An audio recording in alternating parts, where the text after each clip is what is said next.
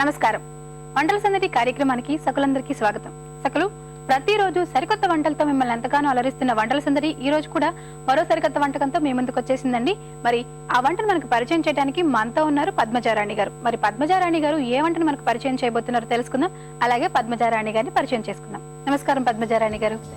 పద్మజారాణి గారు, మీరు ఏం చేస్తూ ఉంటారు? ఎక్కడి నుంచి వచ్చారు? మియాపూర్ లో ఉంటామండి. నేను లోక్ సత్తా పార్టీ మహిళా సత్తా సిటీ ప్రెసిడెంట్ గా పనిచేస్తున్నాను. సో మరి ఈ రోజు మా సకుల కోసం ఏ వంట పరిచయం చేయబోతున్నారు? కొబ్బరి పాల కీర్ అండి. కొబ్బరి పాల కీర్. సో స్వీట్, అది స్వీట్ ఐటమ్. ఓకే, కావాల్సిన పదార్థాలు చెప్తారా? కొబ్బరి పాలు, బియ్యం, బెల్లం, నెయ్యి, జీడిపప్పు, కిస్మిస్, ఇలాచీ పౌడర్. సో పద్మజారాణి గారు, మరి కావాల్సిన పదార్థాలు చూసాం కదా, దీన్ని ఎలా తయారు చేయాలి? ముందుగా స్టవ్ వెలిగించి బాగా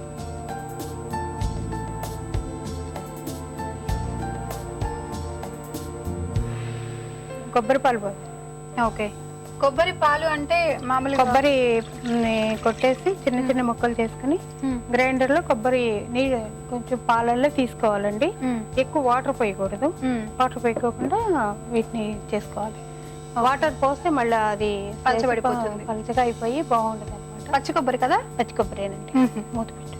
ఓకే, అంటే పచ్చి కొబ్బరిని మనం చిన్న చిన్న ముక్కలుగా కట్ చేసుకొని గ్రైండ్ చేసుకొని అందులో వచ్చిన వాటర్ ని మనం వడగట్టేసుకుంటే చేసేసుకుని అది ఆ పాలు వరకే, వాటర్ ఎక్కువ పోయికోకుండా చిక్కగా తీసుకోవాలి. సో ఇప్పుడు ఇది పాలు మరగడానికి మనకి ఎంత టైం పడుతుందండి? 10 minutes పడుతుంది. ఓకే, 10 నిమిషాలు వెయిట్ చేద్దాం.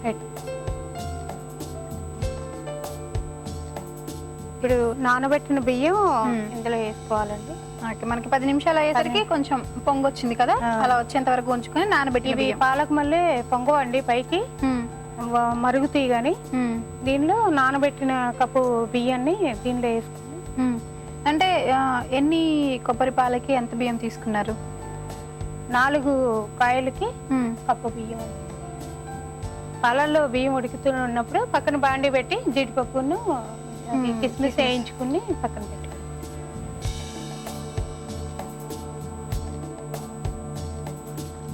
ముందుగా నెయ్యి వేసుకుని కొంచెం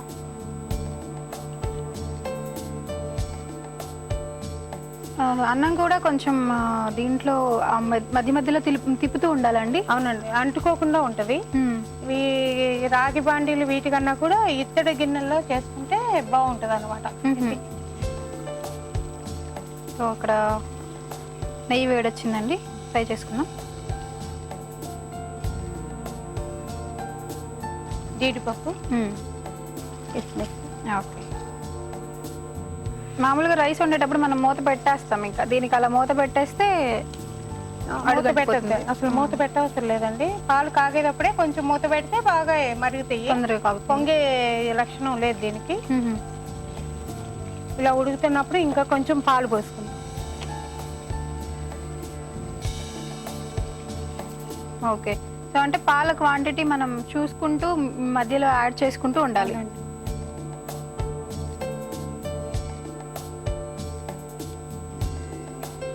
తీసేద్దామా? రెడీ ఉంది మేడం.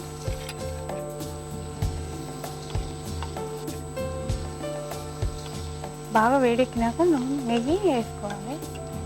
అదే కిస్మిస్ అంటే తొందరగా ఎగుతుంది కానీ జీడిపప్పు వేయదు. సో వేగిన తర్వాత జీడిపప్పు కిస్మిస్ తీసేసుకొని పక్కన పెట్టేసుకోవాలి. బెల్లం పాకం ఒక 5 minutes పెట్టుకుందామండి కొంచెం. సో మనం జీడిపప్పు కిస్మిస్ వేయించేసుకున్నాం కదా, తర్వాత ఏంటండి? ఆ బాండీలోని కొంచెం పంచదార, అదే బెల్లం పాకం పడతామండి. ఓకే, బెల్లం ఒక కప్పు బెల్లం పడుతుంది. కప్పు బెల్లంలో ఒక కొద్దిగా వాటర్ పోస్తాం. కొంచెం వాటర్, కొంచెం చాలు చాలు. ఆ వాటర్ పోసుకుని పాకం వాటర్ పోసుకొని బెల్లం ఉండలు లేకుండా మనం కొంచెం తీగ పాకం రాగానే కట్టేసుకున్నాక కొద్దిగా ఆరినాక దీనిలో కలపాలండి పాకం. మనం పాకం పెట్టేసుకున్నాం కదా, ఇప్పుడు మరి రైస్ ఉడకడానికి ఎంత టైం పడుతుంది? ఒక 5 minutes పడుతుంది మేడం. ఓకే, అది మాత్రం 2 minutes లో అయిపోతుంది. ఓకే, సో పాకం 2 minutes లో అయిపోతుంది. కొంచెం ఆరిన తర్వాత ఇది 5 minutes ఉడకనిచ్చేసి దానిలో. ఓకే, సో 5 minutes వెయిట్ చేద్దాం. అలాగే. సో మనకి ఇప్పుడు దానిలో కొంచెం పాకం మరుగుతున్న దానిలో ఇలాచి పౌడర్ కొట్టేయండి. ఓకే, సో బెల్లం పాకంలో ఇలాచి పౌడర్ మరిగేటప్పుడే లాస్ట్ లో వేసుకోవాలి. కొంచెం. ఓకే, ఆఫ్ చేసి స్టవ్ ఆపేసి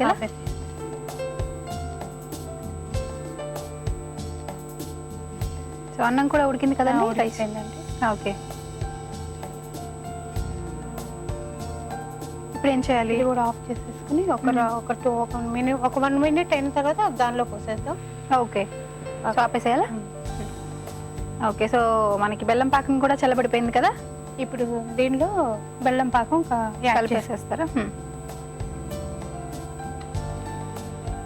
ఇది బెల్లం తగలంగానే ఏమవుతుందంటే మళ్ళీ అన్నం బిగుసుకుపోతుంది.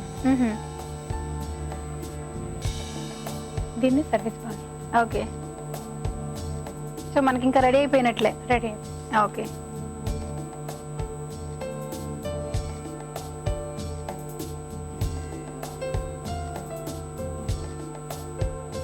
ఇప్పుడు ఈ బౌల్లో తీసుకున్నాం అంటే దీని మీద జీడిపప్పు కిస్మిస్ గార్నిష్ చేసుకున్నాం. ఓకే,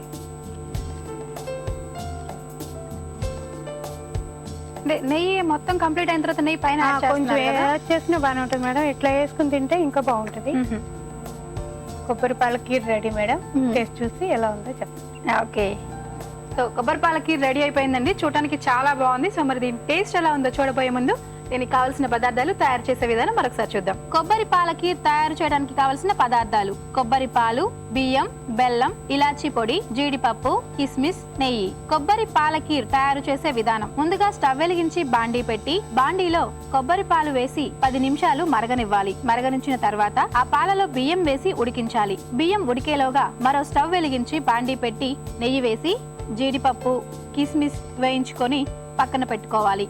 ఇదే బాండీలో బెల్లం వేసి నీరు పోసి తీగపాకం వచ్చే వరకు ఉడికించి ఇలాచీ పొడి కలిపి పక్కన పెట్టి చల్లార్చుకోవాలి. తర్వాత ఈ పాకాన్ని ఉడికిన అన్నంలో వేసి బాగా కలిపి సర్వింగ్ బౌల్లో తీసుకొని జీడిపప్పు, కిస్మిస్ తో గార్నిష్ చేసుకుంటే వేడి వేడి కొబ్బరి పాలకీర్ రెడీ.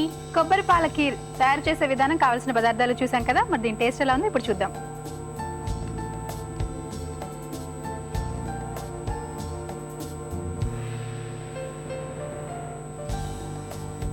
పద్మజ గారు, చాలా బాగుందండి, చాలా టేస్టీగా ఉంది.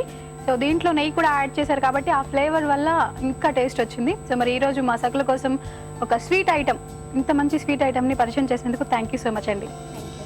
సకలు చూసారు కదా ఇవాళ వంటల సందన్ని. మరి మీకు కూడా ఏదైనా సరికొత్త వంటకం తెలుసుంటే ఆ వంటకాన్ని మాకు పరిచయం చేయాలి అనుకుంటే మీరు వెంటనే మాకు ఫోన్ చేయొచ్చు. మీరు మాకు ఫోన్ చేయవలసిన నెంబర్ 0402355654 ఫోన్ చేసి వంటల సందడిలో పాల్గొనండి. సకలు, ఇదండి ఇవాళ వంటల సందడి. రేపటి వంటల సందడిలో మరో సరికొత్త ఐటమ్తో మళ్ళీ కలుసుకుందాం. అప్పటి వరకు సెలవు, నమస్కారం.